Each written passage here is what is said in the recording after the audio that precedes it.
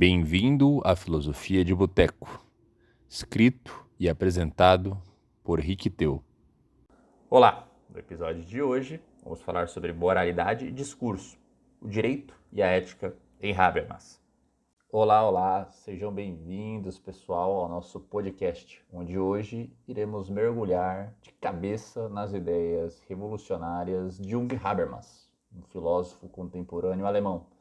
Preparados para desbravar os conceitos de ética, direito e democracia? Hoje o papo promete ser daqueles que revira os miolos, que entra na cabeça e deixa aquela pulga atrás da orelha. Então se ajeite aí e vamos dialogar sobre o diálogo. Para falar sobre moral e discurso em Habermas, primeiro temos que falar sobre a origem do pensamento dele. Ele nasceu em 1929, o ano da crise da Bolsa. E ele vivenciou a ascensão e a queda do nazismo. Ele até participou de forma coercitiva, de forma forçada, da juventude hitlerista, do qual sentiu sempre repugnância, do qual sempre detestou. E presenciou as fragilidades da sociedade que cedia ao autoritarismo, que cedia ao arbítrio de uma pessoa, que cedia ao totalitarismo. E essa realidade brutal que ele vivenciou moldou as suas preocupações com a democracia, com a necessidade de uma base sólida para a legitimidade das regras da moral e para o entendimento humano. Habermas estudou na Universidade de Frankfurt. Ele é um expoente da escola de Frankfurt, uma grande escola que teve ideias bastante relevantes, bastante influentes no século XX, onde ele entrou em contato com a linha de pensamento que Frankfurt tinha, que se chama teoria crítica. Mas o que realmente destacou a obra de Habermas, melhor dizendo, foi o seu interesse em revitalizar o espaço público com um novo tipo de conversa. A conversa, o diálogo, o discurso, o debate baseado na razão, no respeito e no entendimento mútuo. Ele não só absorveu as ideias dos seus mestres Adorno, Horkheimer, Marcuse, como também as catapultou para uma nova era, focando na interação com base na ética e na política, e no discurso, que irão fundamentar o seu pensamento de forma brutal. Porque para Habermas, a chave para uma sociedade mais justa, mais livre, mais igualitária, mais inclusiva e democrática está na nossa capacidade do diálogo, a capacidade de argumentação. O fato de sermos seres que dialogam é o elemento que nos permite deliberar, nos permite normar, no sentido de criar regras justas e válidas. Mas não qualquer diálogo, não qualquer papo. Não é qualquer conversa de botequim que Habermas está falando, mas assim aquele regado a respeito mútuo e igualdade na participação. Ele acredita que é na conversa que encontramos a ética. E não uma ética ditada de cima para baixo, uma ética imposta por dogmas, por instituições tais como Estado, como igreja, como família, como escola, mas sim algo que é horizontal, uma ética que todos formam. É assim que Habermas enxerga uma ética que permite a evolução e a coexistência dos seres humanos em sociedade. E por falar em ética, em moral, vamos aprofundar um pouco nessa teoria do discurso da ética que Habermas tem. Pensa consigo mesmo. Quando foi a última vez que você mudou de opinião porque alguém simplesmente ordenou, simplesmente mandou, simplesmente falou, é assim, não importa como você pensa? Provavelmente nunca, né? Provavelmente você não muda de opinião porque alguém manda em você. Você pode até seguir a ordem, mas a sua opinião, seu juízo sobre tal coisa, tal conceito, provavelmente não muda por conta da força, da coerção. Habermas então entende que só mudamos as nossas visões, as nossas opiniões, os nossos juízos através de argumentos racionais que trazem justificação, trazem motivação e fazem sentido para nós. Nós só mudamos as nossas convicções por conta de argumentos racionais. Somente a razão permite a transformação de opinião. Segundo ele, uma norma, um um comando de conduta, seja ela jurídica ou moral, né? Uma norma é isso, um comando que visa condutas, né? Visam normalizar, visam trazer algo para a normalidade. Norma visa o normal, transformar aquela conduta como se fosse algo normal, algo comum, algo rotineiro. Uma norma só pode ser considerada válida para todos se os participantes participarem e concordarem com ela. Se todos participantes do discurso, do diálogo, concordarem com ela após um debate justo, após eles serem convencidos de que aquela norma é legítima e válida. Isso significa que todos, isso mesmo, todos têm direito à voz e nenhum argumento é ignorado. Todos podem trazer à baila suas opiniões, suas convicções para a esfera pública, para o debate, para que possamos conversar, racionalizar e chegar a um consenso, chegar a uma convicção sobre qual é o argumento mais racional, mais lógico, qual que é o argumento que merece validez e eficiência e legitimidade. É um ideal um pouco alto, é um ideal bastante difícil, bastante hercúleo, bastante louvável. Mas Habermas acredita firmemente que é um caminho para uma ética universal que respeite as diferenças e promova a justiça. E por que ética universal? Porque Habermas rompe com a tradição de éticas relativísticas, éticas localistas, em que cada lugar tem o seu certo e cada lugar tem o seu errado. Ele busca uma ética universal em que todos cheguem a um consenso do que é o correto, todos cheguem a uma verdade moral, respeitando, é claro, as culturas, respeitando as diferenças interregionais, mas que haja um elo universal que os una. E o que é esse elo que os une? Que promove a justiça, que promove a igualdade, a inclusão? É o discurso. Por isso que a ética de Habermas tem o discurso como forma de legitimidade e validez procedimental. Enquanto as éticas que vemos por aí, vemos na história da filosofia, são conteudistas, prescrevem comportamentos por forma de certo e errado, bem e mal, validez pela autoridade, validez por um ser transcendente ou pela virtude, Habermas traz que a validade é pela forma como se chega a essa ética, é pelo procedimento. A ética em si ela já não tem um conteúdo, nós que vamos incluir, mas o que vai trazer valia é como fazemos, que é pelo discurso. Porque pelo discurso somos convencidos, pelo discurso todos podem participar, todos os argumentos são trazidos ao campo de batalha e nisso o melhor argumento prevalece. O melhor argumento vai ter validez, vai ser aprovado por todos os outros participantes dessa esfera pública do debate. Então, para Habermas, esse é o caminho para uma ética universal. É uma ética do discurso pelo discurso. Porque somente assim respeitamos as diferenças, trazemos um consenso e promovemos a justiça. E para acontecer esse debate, para acontecer o discurso da ética que Habermas propõe, ele explora um conceito muito poderoso, que é a esfera pública. Imagine um lugar que não é necessariamente físico, não é um lugar como um espaço de uma praça, de um mercado, mas é onde todos podem se reunir para discutir questões que afetam as suas vidas. Todos que são afetados pelas regras podem participar da formulação dessas regras. É um lugar não só onde os políticos têm voz, mas que todos os cidadãos podem contribuir para uma formação da vontade geral, podem trazer legitimidade às normas, às regras, aos conceitos, à moral que os regulará.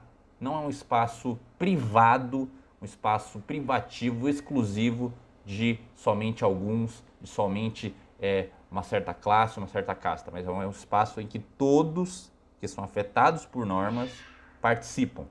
Para Habermas, é nesse espaço que a justiça começa a tomar forma.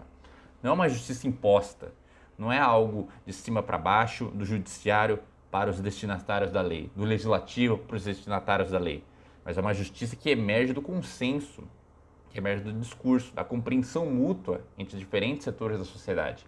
Ele vê na democracia não apenas um sistema político, mas como um processo contínuo de diálogo e negociação.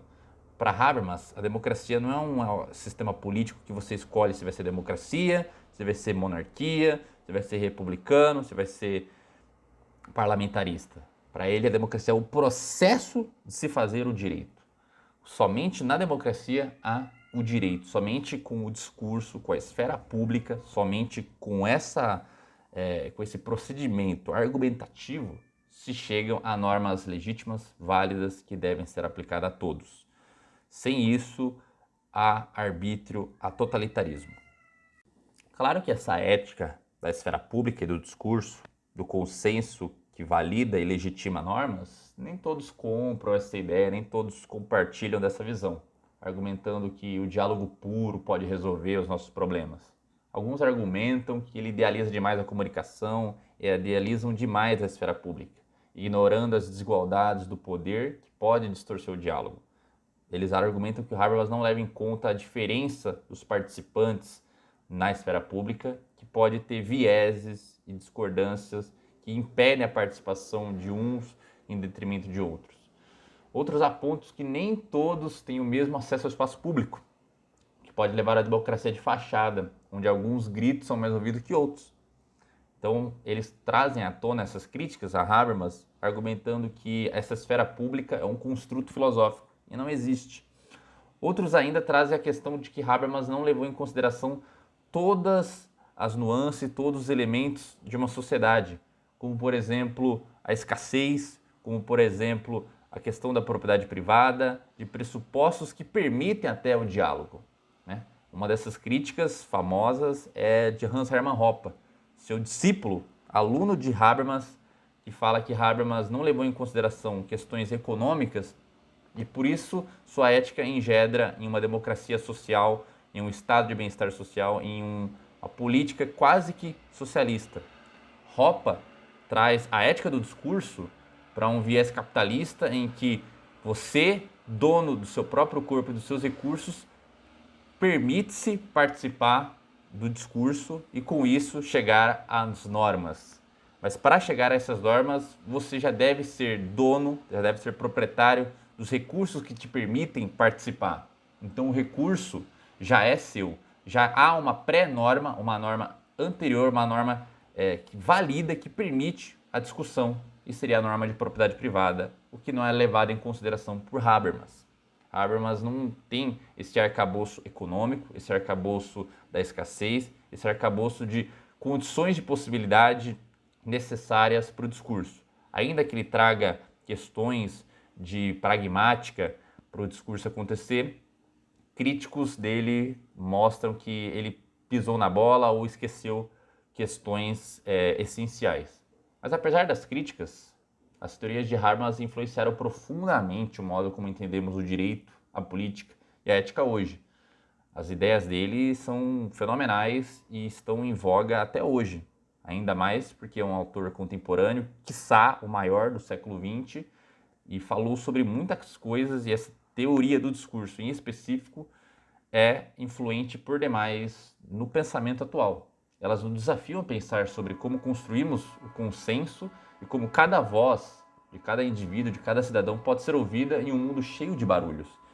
A ética do discurso é uma proposta totalmente diferente de qualquer outra ética proposta no século XX e até mesmo em propostas anteriores. Ela leva em consideração o convencimento, a participação e a deliberação racional de cada indivíduo sobre as ações e sobre as regras sobre as suas ações que serão afetadas. Habermas coloca responsabilidade sobre cada indivíduo e não sobre os políticos, sobre o Estado, sobre instituições morais. Você é responsável na esfera pública por trazer argumentos para as regras, para a ética, para o discurso. Você, participante, tem sim relevância. Essa é a tona que Habermas traz de ética, discussão e direito para a nossa civilização contemporânea. E para encerrar, vou trazer apenas à tona um pequeno tópico sobre uma espécie de estrutura, uma espécie de corpo que constitui a ética do discurso, que seria o princípio do discurso e o princípio da universalização. O princípio da universalização, que Habermas traz como pressuposto moral para uma ética, é que todas as pretensões de uma ética devem ser trazidos de forma que todos os indivíduos que são afetados por essa lei moral, por essa norma, por essa decisão, devem validar, devem participar, devem ser convencidos, devem ter influência na legitimação dessa norma.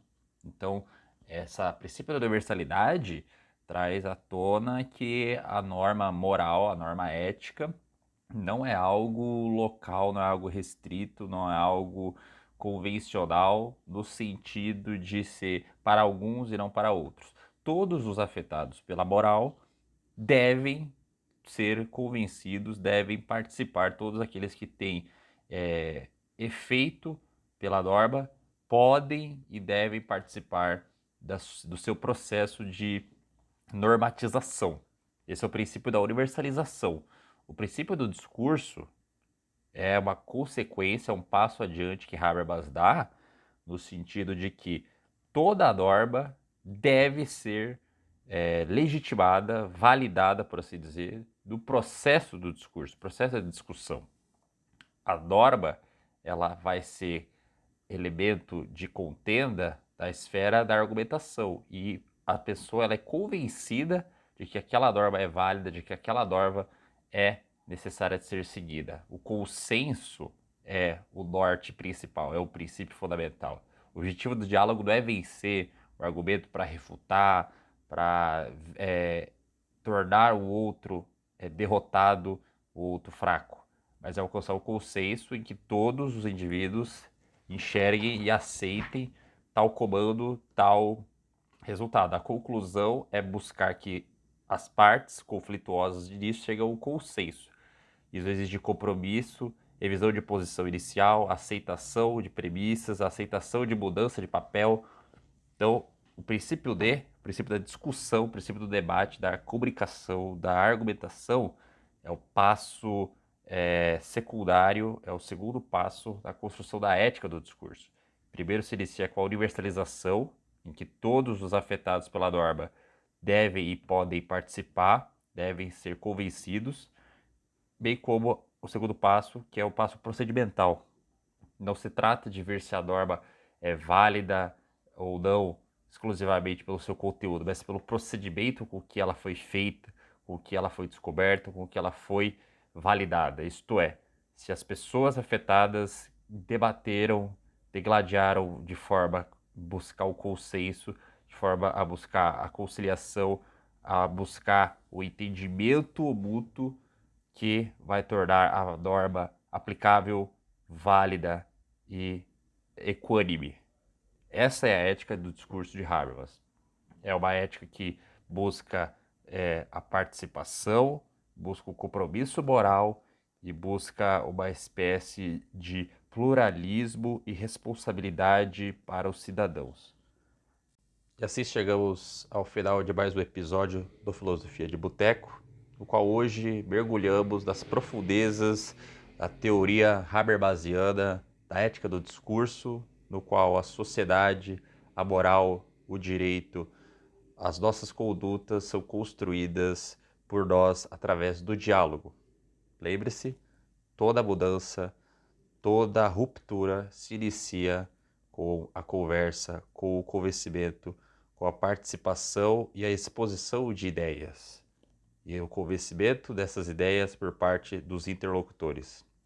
Obrigado por nos acompanhar nesse debate rico e complexo.